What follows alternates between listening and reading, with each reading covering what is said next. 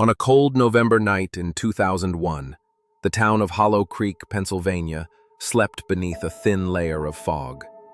Streetlights hummed. Somewhere beyond the river bend, a single phone rang inside a modest blue house on Maple Drive. And by dawn, 26-year-old Rachel Dunn was gone. Rachel was a third-grade teacher, soft-spoken, meticulous, and newly engaged to a paramedic named Evan Larson. Friends described her as the kind of person who remembered birthdays, who baked extra cupcakes for shy students. Her life, from the outside, looked ordinary, until it wasn't. That evening, she'd stayed late at school grading papers. Security footage caught her leaving the parking lot at 9:47 p.m. She stopped for gas at 10:03 p.m., smiled at the cashier, and drove the 2 miles home. After that, nothing certain. At 10:42 p.m., Evan tried calling her, straight to voicemail. He figured she was showering, maybe asleep. But at 3:18 a.m., his phone buzzed again. A missed call from Rachel's number that lasted less than a second. When he called back, the line was dead. At 3:22 a.m., 911 dispatch logged a half-finished call. A woman whispering, "Someone's outside. I think he's inside." Then static. Then silence. Patrol units arrived at 3:31. The front door stood ajar, no forced entry. A lamp lay shattered beside the couch. Rachel's slippers were overturned near the stairs. No blood, no body. Just a faint metallic smell that officers would later describe as cold iron. Detective Lydia Harris, newly promoted, took the lead. She walked the small house slowly, gloves squeaking against the banister. "Her purse is still here," she noted into the recorder. "Keys, wallet, engagement ring on the counter. No sign of struggle upstairs." Another officer pointed to the kitchen window, the latch bent outward. "Maybe entry," he said. "Or exit," Harris replied. Outside, damp soil bore the print of one work boot and a faint partial tread beside it. Rain erased the rest by sunrise. By mid-morning, news trucks lined Maple Drive. Evan sat on the porch, wrapped in a blanket. He told police Rachel had complained about a man following her from school 2 weeks earlier, a parent angry over grades. The man's name? Frank Rowe. Detectives brought Rowe in that afternoon. He looked tired, mid-40s, hands cracked from construction work. "I didn't touch that girl," he said, voice rough.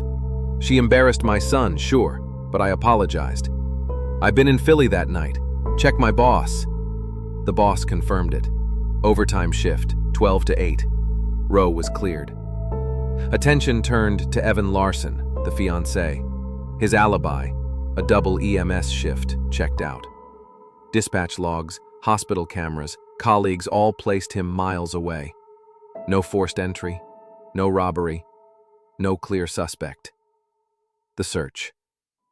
For days, volunteers combed Hollow Creek woods, a stretch of pine and mud behind the school. They found Rachel's phone halfway down a ravine, screen shattered, battery missing. Near it, a single gold button, later matched to her cardigan. No prints, no DNA. Helicopters scanned the river. Dive teams dredged shallow bends. Nothing. By week 2, the story reached national headlines. "Teacher vanishes in quiet town." Tips flooded in. One caller claimed Rachel had been seen at a rest stop near Harrisburg. Another swore she was living under a new name in Ohio. Each lead evaporated. Detective Harris recorded her frustrations in a memo dated December 3, 2001. No ransom, no digital trail. Whoever did this knew her routines, possibly someone close. Case remains open. Recommend continued surveillance on local repeat offenders, the neighbor.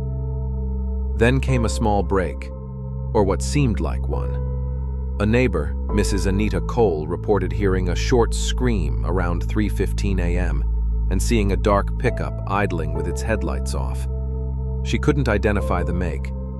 Police canvassed local truck owners, focusing on maintenance workers who serviced the school district. One name surfaced: Darren Klein, a 34-year-old janitor recently dismissed for theft.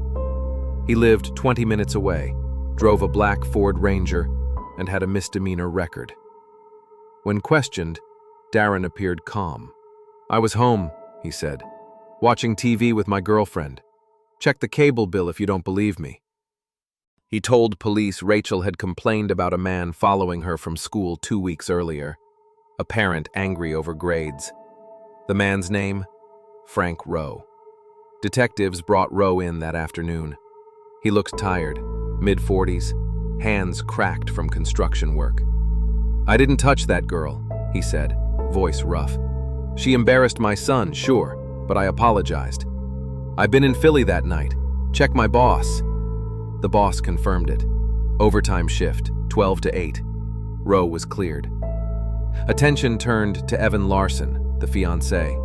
His alibi, a double EMS shift, checked out. Dispatch logs, hospital cameras, colleagues all placed him miles away. No forced entry, no robbery, no clear suspect. The search. For days, volunteers combed Hollow Creek Woods, a stretch of pine and mud behind the school. They found Rachel's phone halfway down a ravine, screen shattered, battery missing. Near it, a single gold button, later matched to her cardigan. No prints, no DNA. Helicopters scanned the river. Dive teams dredged shallow bends. Nothing. By week 2, the story reached national headlines. Teacher vanishes in quiet town. Tips flooded in. One caller claimed Rachel had been seen at a rest stop near Harrisburg. Another swore she was living under a new name in Ohio. Each lead evaporated. Detective Harris recorded her frustrations in a memo dated December 3, 2001. "No ransom, no digital trail. Whoever did this knew her routines. Possibly someone close. Case remains open. Recommend continued surveillance on local repeat offenders. The neighbor." Then came a small break, or what seemed like one. A neighbor, Mrs. Anita Cole, reported hearing a short scream around 3:15 a.m. and seeing a dark pickup idling with its headlights off. She couldn't identify the make. Police canvassed local truck owners, focusing on maintenance workers who serviced the school district. One name surfaced: Darren Klein, a 34-year-old janitor recently dismissed for theft. He lived 20 minutes away, drove a black Ford Ranger, and had a misdemeanor record. When questioned, Darren appeared calm. "I was home," he said, "watching TV with my girlfriend. Check the cable bill if you don't believe me." They did. The set-top box showed continuous channel activity until 4 a.m. The girlfriend corroborated. Another dead end. Still, Harris had a gut feeling. She ordered forensic techs to swab Rachel's window frame again and bag the carpet fibers near the couch. Back then, DNA testing was slow, expensive, and often inconclusive. The samples went into evidence storage, labeled pending. Weeks turned to months. Winter smothered Hollow Creek. Flyers faded on telephone poles. Reporters moved on to new tragedies. Evan Larson sold the house and transferred to another county. He looked hollow-eyed, older than 29. Detective Harris kept the case file on her desk. Thick, color-tabbed, unsolved.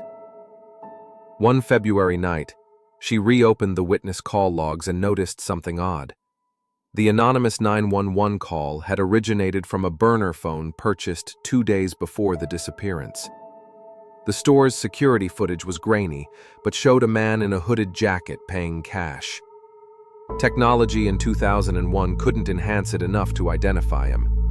The phone itself was never recovered. The letter.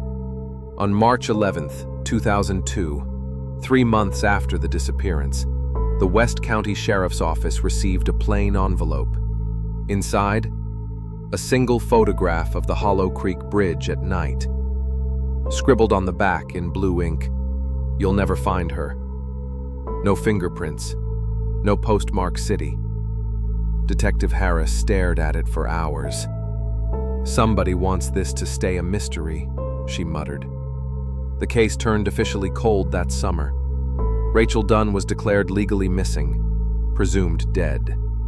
Time dulled the town's nerves, but never erased the whisper of what happened on Maple Drive.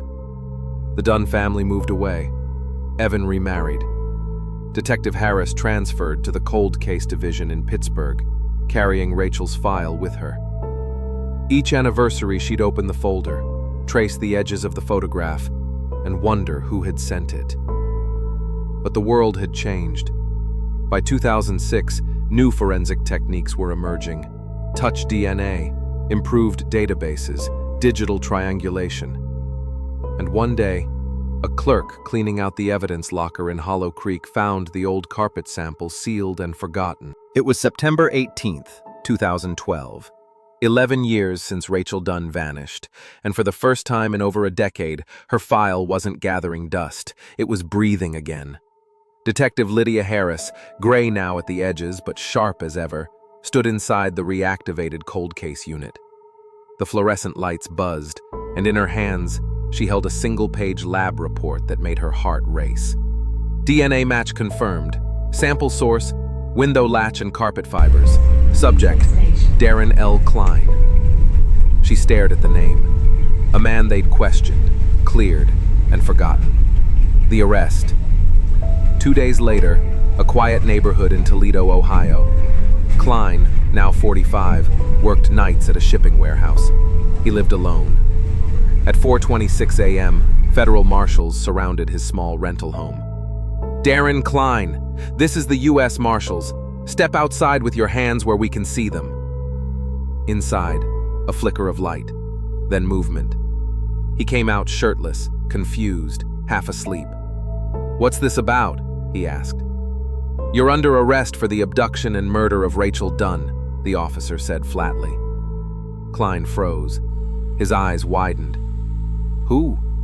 "I don't—" "Save it for the interview room," Harris cut in, stepping forward. It was the first time they'd seen each other in 11 years, and though he was older, his eyes hadn't changed. His eyes hadn't changed. Cold, unreadable, like someone who'd stopped feeling guilt long ago. The interrogation room 3B, West County Police Headquarters. A single camera, a metal table, 2 cups of coffee. Detective Harris sat across from Klein, recorder running. "Darren," she began calmly, "we found your DNA on Rachel's window frame, and the carpet by her couch." He looked at her, lips twitching. "I used to clean that school, remember? Maybe I tracked something in when I fixed her sink." "That's not how DNA works," she said. "That carpet wasn't from the school. It was from her living room." A pause. Then she leaned forward. "You were in that house. The night she disappeared." He smiled faintly. "You can't prove what happened inside it." For 2 hours, he denied everything. But at the 2:11 mark, his leg began to shake. Sweat formed near his temple. When Harris slid the 2001 photograph across the table, the one showing the Hollow Creek Bridge with the words, "You'll never find her," he stopped moving. "You wrote this, didn't you?" Silence. "Darren, that's your handwriting. We matched it to your old employment forms." He swallowed. "That doesn't mean—" "Where is she?" Harris snapped, voice breaking. "Where did you put her?" He exhaled slowly, then looked straight into the camera. "She wanted me fired," he said. "She told the principal I stole from the supply closet. She made me lose everything, so I made sure she disappeared." A cold stillness filled the room. The confession. Klein confessed over the next hour. He said he waited near her house that night, parked by the woods. He watched her come home, lights flickering through the blinds. When she turned off the kitchen light, he broke the window latch with a screwdriver and slipped inside. "She saw me," he said, started screaming. "I didn't mean to. Not at first. I just wanted to scare her, make her apologize." But the struggle turned violent. She hit him with a lamp. He panicked. He strangled her. Afterward, He carried her body to the truck, drove 15 miles north, and dumped her in an abandoned mine shaft outside Hollow Creek. He returned home before sunrise, burned her shoes and cardigan in a barrel behind his shed, and threw her phone off the ravine. When Harris asked why he sent the photograph months later, his answer was chilling. "Because I liked knowing you were still looking." The recovery. On September 24th, 2012, search teams descended into the old Hollow Creek mine. It had collapsed years ago, partially sealed by debris and rusted beams. Deep inside, beneath layers of clay and water, they found human remains, wrapped in fabric fragments matching Rachel's blouse. Dental records confirmed the identity. Rachel Dunn had finally been found, 11 years after she vanished. Detective Harris stood by the site as they lifted the stretcher out of the shaft.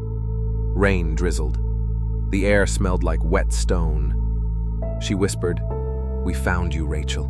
We kept our promise." In 2013, Darren Klein was convicted of first-degree murder and tampering with evidence. He received life without parole. During sentencing, he never looked at the Dunn family once. His only statement was 6 words, "It took you long enough, detective." Harris retired for good after the trial. She boxed the case file, placed it on a shelf labeled "closed," and wrote the last line in her final report. "Justice delayed is not justice denied." Case closed. Rachel Marie Dunn recovered. 11 years.